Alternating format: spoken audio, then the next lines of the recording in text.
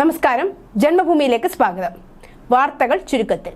2 മലയാളികളടക്കം 10 കപ്പൽ ജീവനക്കാരെ കടൽ കൊള്ളക്കാർ തട്ടിക്കൊണ്ടുപോയതായി വിവരം. ആഫ്രിക്കയിലെ ലോമോ തുറമുഖത്ത് നിന്ന് കാമറൂണിലേക്ക് പോയ ചരക്കു കപ്പലാണ് കടൽ കൊള്ളക്കാർ പിടിച്ചെടുത്തത്. കടൽ കൊള്ളക്കാർ പിടിച്ചെടുത്ത് ജീവനക്കാരെ തടവിലാക്കിയത്. കാസർഗോഡ് കോട്ടിക്കുളം ഗോപാൽപേട്ട സ്വദേശി രജീന്ദ്രൻ ഭാർഗവനാണ് കടൽ കൊള്ളക്കാർ തട്ടിക്കൊണ്ടുപോയവരിലെ ഒരു മലയാളി. രണ്ടാമത്തെ ആളെക്കുറിച്ച് വിവരം പുറത്തു വന്നിട്ടില്ല. BJP അധികാരത്തിലെത്തിക്കുകയാണ് പാർട്ടി ദേശീയ നേതൃത്വം എന്നെ ഏൽപ്പിച്ച ദൗത്യം. അത് പൂർത്തീകരിച്ചു മാത്രമേ താൻ മടങ്ങി പോവുകയുള്ളൂ എന്ന് BJP സംസ്ഥാന അധ്യക്ഷൻ രാജീവ് ചന്ദ്രശേഖർ. BJP സംസ്ഥാന അധ്യക്ഷ പദവി ഏറെ അഭിമാനത്തോടെ സ്വീകരിക്കുന്നതായും എല്ലാവരുടെയും സ്നേഹവും പിന്തുണയുമാണ് സംസ്ഥാന അധ്യക്ഷ പദവിയുടെ ശക്തി എന്നത് തിരിച്ചറിയുന്നുവെന്നും BJP ഇന്നത്തെ നിലയിലേക്ക് എത്തിയത് എത്രയോ പേരുടെ പരിശ്രമ ഫലമായാണ്. KG മാരാർജി മുതൽ K സുരേന്ദ്രൻ വരെയുള്ളവരുടെ കഠിനാധ്വാനമാണ് പാർട്ടിയെ ഇവിടെ വരെ എത്തിച്ചതെന്നും അദ്ദേഹം കൂട്ടിച്ചേർത്തു. മമ്മൂട്ടിക്ക് വേണ്ടി ശബരിമലയിൽ മോഹൻലാൽ വഴിപാട് കഴിച്ചതിനെതിരെ എഴുത്തുകാരനും പ്രഭാഷകനുമായ O. അബ്ദുള്ള വഴിപാടിനെ നിശിതമായി വിമർശിച്ചാണ് രംഗത്തെത്തിയത്. അള്ളാഹുവിനെ അല്ലാതെ മറ്റാരെയും ഒരു മുസ്ലിം ആരാധിക്കരുതെന്നും മമ്മൂട്ടിയുടെ സമ്മതത്തോടെയാണ് ഈ വഴിപാട് നടന്നതെങ്കിൽ അദ്ദേഹം മാപ്പ് പറയണമെന്നും അബ്ദുള്ള പറയുന്നു. പോലീസ് ഉദ്യോഗസ്ഥരുടെയും രാഷ്ട്രീയക്കാരുടെയും അടക്കം ഫോൺ ചോർത്തിയെന്ന വിഷയത്തിൽ നിലമ്പൂർ മുൻ MLA PV അൻവറിനെതിരെ കേസെടുക്കാൻ തെളിവില്ലെന്ന് ഹൈക്കോടതിയിൽ സമർപ്പിച്ച റിപ്പോർട്ടിൽ പോലീസ്. തിരുവനന്തപുരം കാരക്കോണം മെഡിക്കൽ കോളേജ് തലവരിപ്പണ കേസിൽ CSI സഭ മുൻ അധ്യക്ഷൻ ബിഷപ്പ് ധർമ്മരാജ് റസാലത്തിന് തിരിച്ചടി. കേസിൽ തനിക്കെതിരായ കുറ്റപത്രം റദ്ദാക്കണമെന്ന ഹർജി ഹൈക്കോടതി തള്ളി. ED രജിസ്റ്റർ ചെയ്ത കേസിലാണ് തിരിച്ചടി. തലശ്ശേരി കണ്ണൂർ BJP പ്രവർത്തകനായിരുന്ന മുഴപ്പിലങ്ങാട്ട് സൂരജിനെ വധിച്ച കേസിലെ പ്രതികളായ CPM പ്രവർത്തകർക്ക് അഭിവാദ്യമർപ്പിക്കാൻ തലശ്ശേരി കോടതിയിലെത്തിയത് നൂറുകണക്കിന് CPM നേതാക്കളും പ്രവർത്തകരും.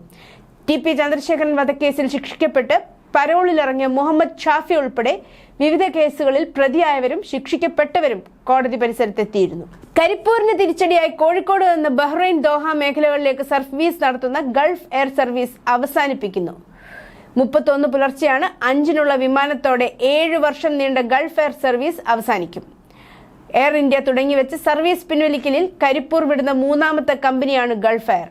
സർവീസ് പുനഃക്രമീകരണത്തിന്റെ ഭാഗമായാണ് കോഴിക്കോട് സർവീസ് പിൻവലിക്കുന്നതെന്നാണ് ഗൾഫ് എയർ പറയുന്നത്.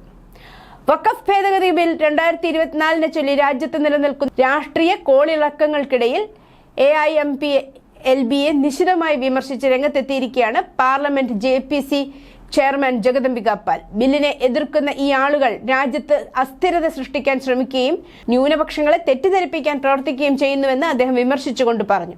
പ്രതിഷേധത്തിന് ചുക്കാൻ പിടിക്കുന്ന ഇമ്രാൻ മസൂദ് കോൺഗ്രസ് പാർട്ടിക്കാരനാണ്.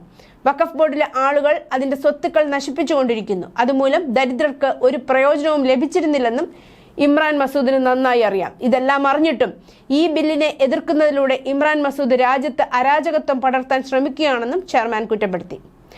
ബംഗാൾ CPM സംസ്ഥാന ഘടകത്തിന്റെ ഫേസ്ബുക്ക്, ഇൻസ്റ്റാഗ്രാം അക്കൗണ്ടുകളുടെ പ്രൊഫൈൽ ഫോട്ടോകളിൽ നിന്ന് ചുവപ്പ് അപ്രത്യക്ഷമായി. ചുവപ്പിന് പകരം നീലയാണ് പ്രൊഫൈൽ ഫോട്ടോകളുടെ പശ്ചാത്തലത്തിൽ നൽകിയിരിക്കുന്ന നിറം. എന്നാൽ ഈ നിറം മാറ്റത്തിൽ അസ്വാഭാവികമായി ഒന്നുമില്ലെന്നാണ് പാർട്ടിയുടെ ബംഗാൾ നേതൃത്വം വിശദീകരിക്കുന്നത്.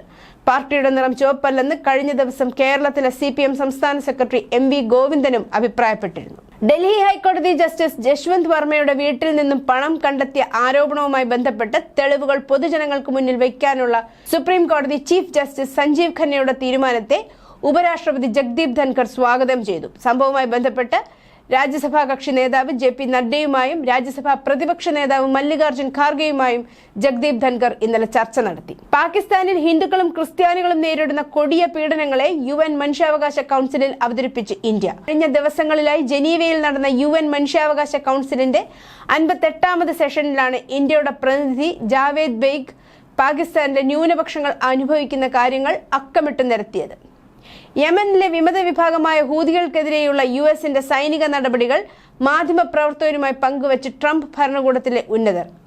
US vice president JD Vance, പ്രതിരോധ സെക്രട്ടറി പീറ്റ് ഹെയ്സത്ത് തുടങ്ങി ട്രംപ് ഭരണകൂടത്തിലെ ഉന്നതർ സൈനിക പദ്ധതികൾ ചർച്ച ചെയ്യുന്ന സമൂഹ മാധ്യമ ഗ്രൂപ്പിലാണ് അതീവ ഗൗരവതരമായ സംഭവം. ഗ്രൂപ്പിൽ തന്നെ ഉൾപ്പെടുത്തിയ വിവരം ദ അറ്റ്ലാന്റിക് മാഗസിന്റെ ചീഫ് എഡിറ്റർ ജെഫ്രി ഗോൾഡ്ബർഗ് ആണ് വെളിപ്പെടുത്തിയത്. ഗ്രൂപ്പിൽ മാധ്യമപ്രവർത്തകൻ ഉൾപ്പെട്ടത് അബദ്ധത്തിൽ സംഭവിച്ചതാണ് എന്നാണ് സൂചന. News desk, Janmabhumi.